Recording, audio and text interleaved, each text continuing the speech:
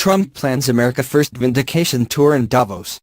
President Donald Trump's announced trip to an annual gathering of the rich and powerful in Davos, Switzerland, seemed to some a strange match, the populist president meeting the internationalist elite. But people involved in planning the trip say Trump is enthusiastic about taking his unapologetic brand of economic nationalism to the World Economic Forum, where his presidency has been mostly met with turned-up noses. Instead of adjusting his message for the free trade and multinationalism-loving crowd, he'll reinforce the very views that some at Davos find worrying. It's a vindication tour, one person familiar with Trump's thinking said, describing the president as looking for a victory lap on the world stage after he and fellow Republicans successfully slashed the corporate tax rate. He's also likely to tout record-breaking markets and solid job growth as evidence his economic policies are working. On Tuesday, White House Press Secretary Sarah Sanders said it was Trump's decision to travel to Davos and that his message there would be the same one he's offered for the past year. "This is very much an America First agenda," she said. It's not yet clear what exactly Trump's time in the Swiss Alps will look like, but officials expect at least one formal speech to the gathering, which they say will touch on the America First economic themes he's touted elsewhere in the world over the past year.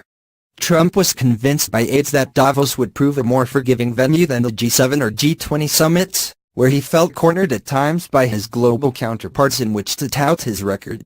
At Davos, he'll have the microphone to himself, at least for some period of time, and won't be forced to sit through meetings where other leaders criticize his positions. Aides likened the president's message in Davos, where the conference will run January 23rd to 26th, to the one he delivered in November at a CEO summit in the Vietnamese resort city Da Nang. There, Trump offered a hardline economic message and accused his predecessors of adopting trade policies that harm American workers. Even as Trump was delivering that speech, however, the consequences of his protectionism were already becoming apparent. Other Pacific leaders announced a revamped Trans-Pacific Partnership, the landmark trade accord negotiated by the Obama administration but scrapped by Trump, that didn't include the United States. That dynamic will likely be at play again in Switzerland, though Trump's aides and allies have expressed little concern that countries are taking steps to work around the U.S. I think the decision to go was a brilliant decision. He'll stand up on that world stage and talk about why the American economy is growing more rapidly with even more to come, said Larry Kudlow, a conservative economist and commentator who has advised Trump.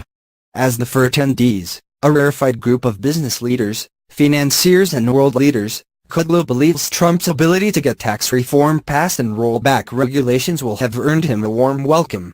He's compiled a very good record this year, he added. I think they'll receive him quite well.